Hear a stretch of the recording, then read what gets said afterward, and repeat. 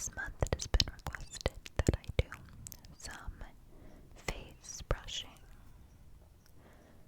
face camera brushing, whatever you want to think of it as, and some whisper rambling, which we all know I thoroughly enjoy to do. I'm not being sarcastic. I can't shut up. Sometimes I just even talk to hear myself talk. I have always been a talker. Always. I never can do a long story short ever. It is always 100 miles an hour, and the story never ends or gets to the end. And or never gets to the end. So, and also some hand movements. You might be able to hear the birds in the background that are saying good morning or good night or good afternoon to you. They are so active this morning. There's nothing I can do about it. But they wanted to join us and say they're so happy that you are here. I'm so happy that you're here with me. Thank you, thank you, thank you, thank you. I've missed you all. I am so glad to be back another month with you all on this Patreon family. As always, I can never and will never be able to express how this Patreon family has just been the best experience.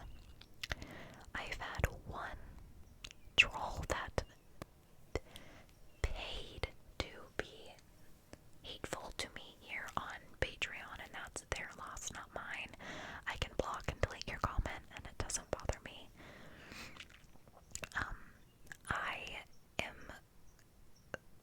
I'm thick-skinned. I'm a sensitive person to the people that I love. I don't like upsetting people around me, but I'm not sensitive to the social media world. Now, sometimes with mentally and physically I'm so low, I will sometimes have to, and there have been points, it's been a while since I've had to do it, but I just turn off my comment section because it just is overwhelming. Sometimes I get floods of hate, and since I am sure you all, not all of you, but I can't tell you how many people have sent it to me, but the memes of me inaudibly whispering. I got a message from a subscriber on Instagram, and it said, there's a meme about you. Have you seen the meme? I just thought you may want to know. And I don't have Twitter, but my boyfriend does. And so I went to his Twitter, and I just typed in Matt's ASMR because someone said they saw it on Twitter, but I of course couldn't find it. And so I just typed in my name, and there it was. And more DMs kept coming in to me. I mean, overflowing of people telling me, hey, I just thought you'd want to know, and it didn't bother me at all. I have not found one thing offensive, but point is that it brought in a flood of people that didn't know what ASMR was, some that did, and that said that it wasn't ASMR, that they don't know what in the hell it was, that I'm not really as much just crazy things. A lot of love and a lot of people that are now sticking around because they,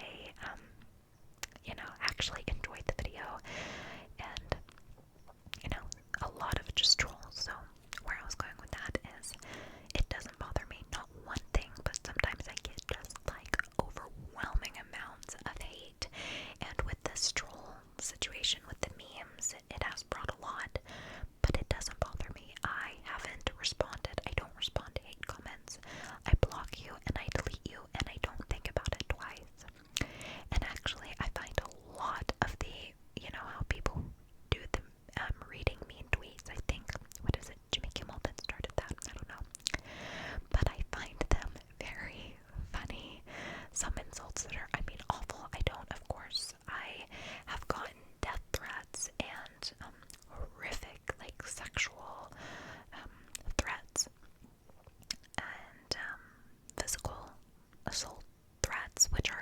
scary waves of that has come in through the memes, and I don't like that. That freaks me out.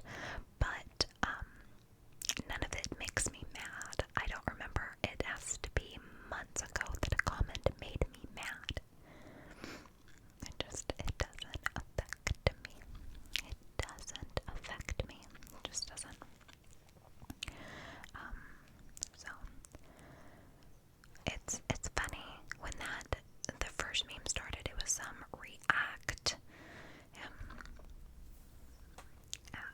It was the username react video, something like that. They started it and it just blew up. And I think now, last time that I saw it, had over like 6 million views on that one meme, which is, I can't even fathom. 6 million people have seen me be a bowl of Rice Krispies, make milk over a bowl of Rice Krispies.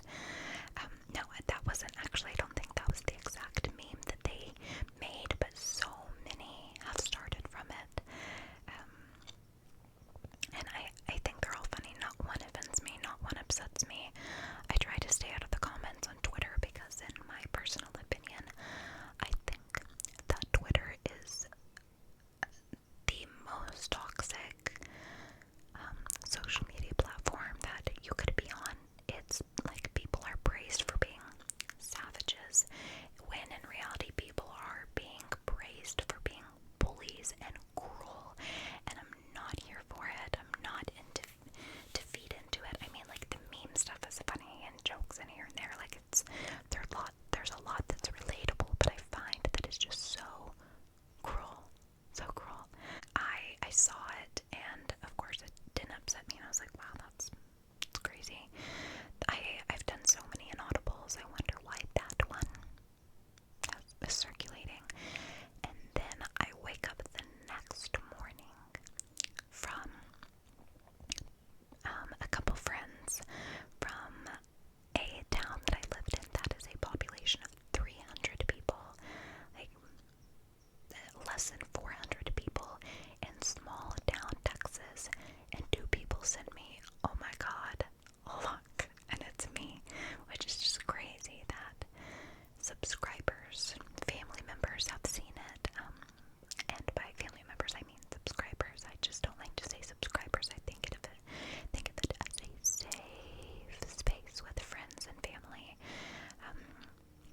and I try my best to make it that way, and also here on Patreon, because I always want people to feel like they have a safe space to come to, because I felt like that so much throughout my life, that I didn't have a safe space ever. My bed was my safe space, and that was violated so many times, and I just had like OCD breakdowns, and I made a joke one time about having OCD, and someone went off on me about making a joke because it's a real thing, and I don't talk about it much, but I did go to I did an outpatient psychiatric program because my mom put me in when I was young because she wanted me to learn how to cope, like, with my pain and my illness, but I was struggling with a lot. I've had a lot of just different things in my life that I've never opened up about, but I'll talk a little bit about it. And I had crippling OCD. I still, to the point, I had a breakdown the other day because my OCD was so bad, and I think that when my parents divorced at a young age, I was in really 2nd grade when they started having problems, but I think like legally they had separated my 3rd or 4th grade year, so I was like 9, 10, 9, and we'll go back to the brushing, face brushing, brush, and so I really kind of started to develop OCD. I think that's what my mind kind of created as a defense mechanism for me, and I was obsessed with accounting. I still am. I get in these things where I can't even like focus on with a person and like have a conversation because I'm counting.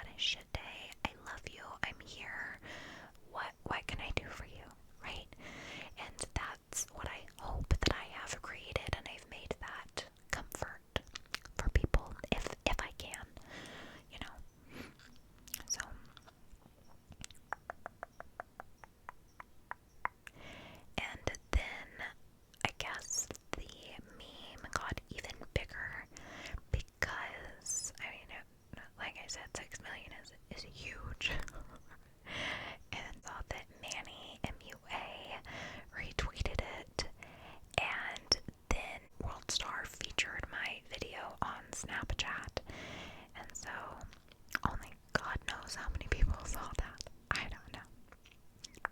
I am glad that I can kind of,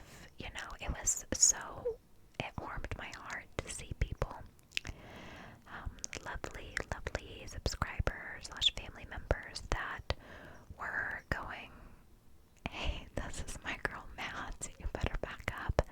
This is ASMR. I hope that you guys, do your research of what it is, or just at least go check her out and see if you like it. There's plenty more triggers. It doesn't have to just be an audibly whispering.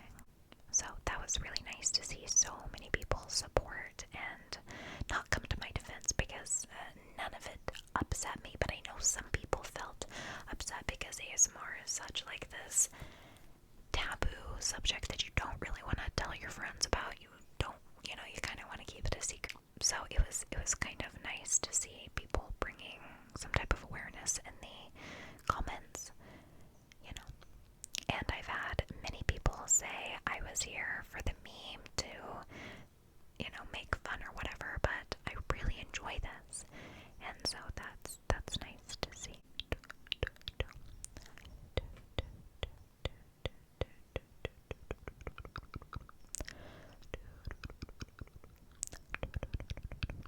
But the comment section, even though there was like a wave of trolls that came from Twitter, and mostly it's super young girls, young girls, or profiles that just have clips of playing Fortnite. So I assume that's younger guys.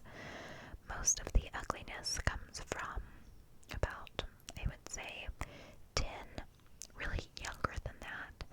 I have had really nasty, awful things said, and I go on the profile, and it's young kids with videos of themselves, and they're like, I want to say 7, 8 years old, which is crazy.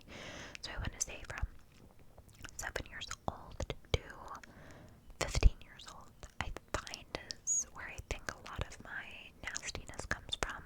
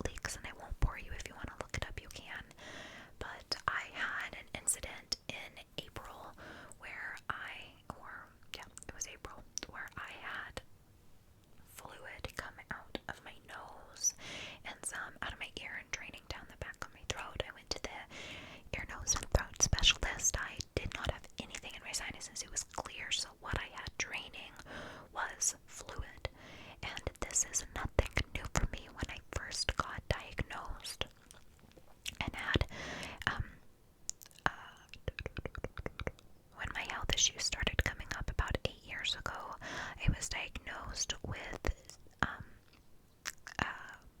intracranial pressure.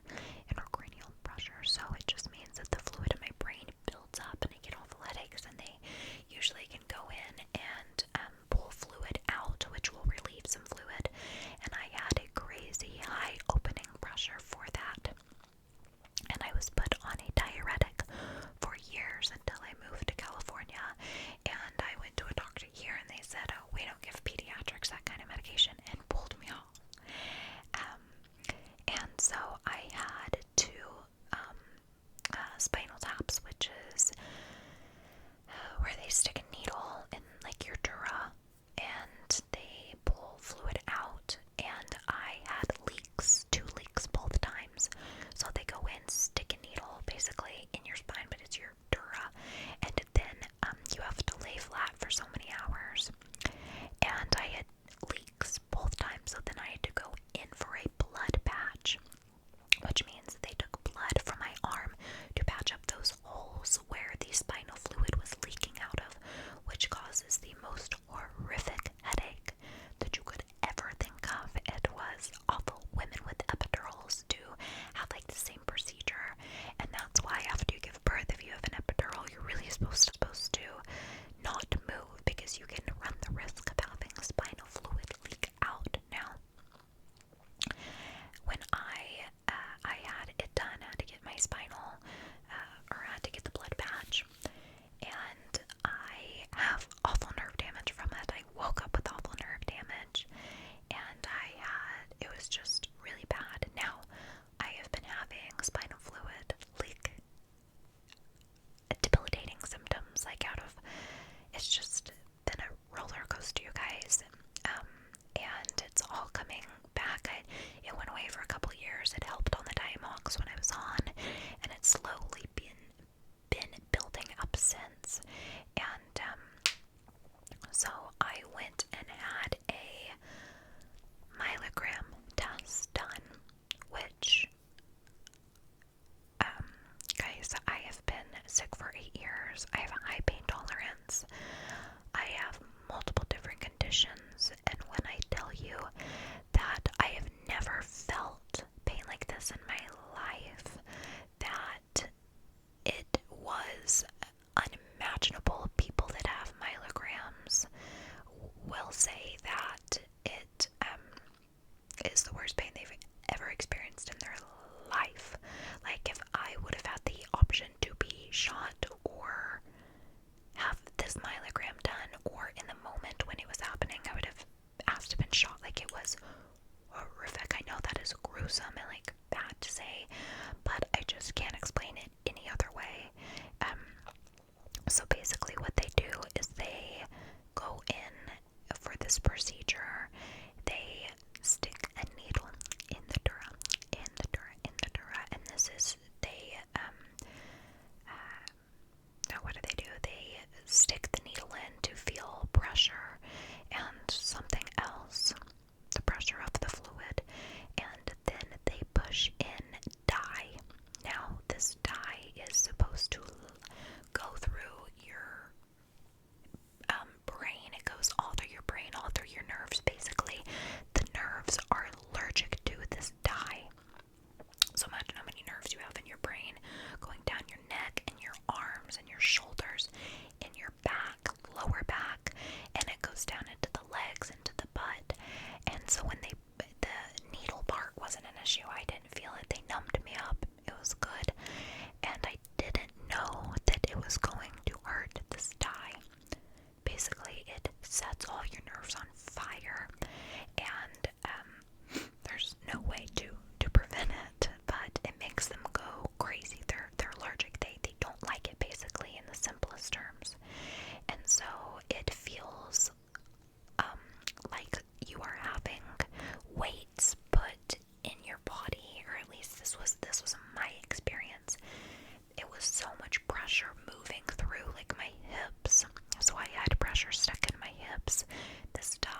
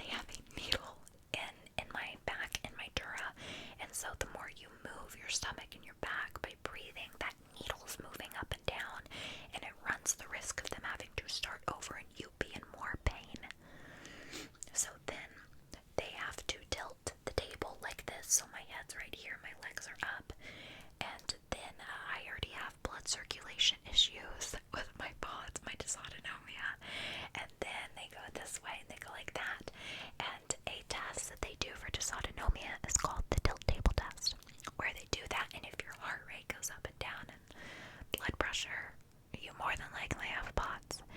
And so that was horrific, and it was horrific because I have Ehlers-Danlos, and so my joints dislocate, and my knees, my hips were dislocating, and as this pressure was going through, my hips were getting stuck. This is just a tangent by this point, but that's what happened when I couldn't respond to anyone. And eventually the dye does dissipate, but right after I am about to throw up all over this table, I'm bawling, I can't breathe, they're rolling me like a log, then I have to lay on my back and get on a bed, like a stretcher, and go straight into a CAT scan machine. So I have to get a CAT scan, and the lights are like fluorescent, super bright ring light lights when I'm already symptomatic because I'm having a spinal fluid leak. So my eyes, the pressure is insane. They're sensitive to light. My head's going crazy. I have ringing in my ears. It's not fun. I'm nauseated. Oh, and by the way, I couldn't take my nausea medication because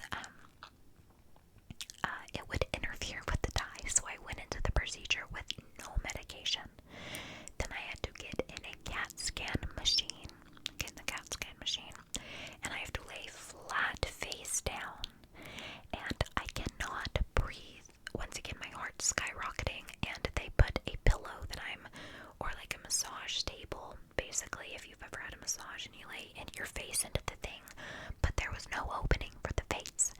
So then I'm really hyperventilating and I'm bawling, but I'm trying not to go because you have to be perfectly still, otherwise they start all over on the pictures on these CAT scans. Then I have to be flipped over on my back, and then I have to be flipped over on my side just to do all of these brain scans, and it was awful. And by the time I got to my mom, I was done. And then I had like a little seizure episode that I have. It was, guys, when I tell you, this was horrific, the worst pain I've ever experienced. I just can't stress that enough. And so like I said, the dye, the head pain eventually dissipates. It feels like there are needles going all into your head when that dye is going through your brain. And so I get out, and I got a hotel because I knew that I wasn't going to be able to make it back home that day, and I can't move, and I run the risk of, because I've had 2 spinal fluid leaks just because of an actual puncture, and more without punctures, which is possible. And I've had an ER doctor tell me it's not possible. It literally is, but we won't go into that. And so we got it because I am prone to spinal fluid leaks from punctures. We just wanted to be safe and get a hotel so I could lay flat. We laid flat, stayed there for 24 hours, and then went home. And the procedure has caused me to have, I think I had a little tiny spinal fluid leak from that because of how severe my leg pain was afterwards. And my head hurt a little bit, but not as bad as my first 2 spinal fluid leaks from having an actual puncture to my dura. But the pain that I now have from more nerve damage that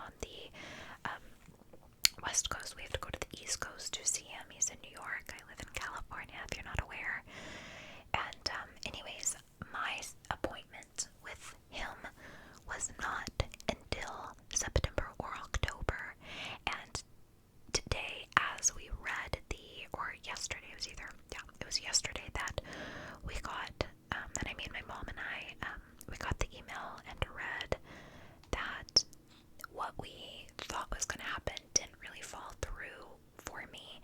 And the same day we got a call from the doctor in New York that said, hey, we've had a cancellation. Maddie can be moved up. And we're thinking, oh great, like a month earlier. And she says, no, tomorrow. So I actually haven't slept all tonight because of my leg pain and my restlessness. And today I have a video conference with this doctor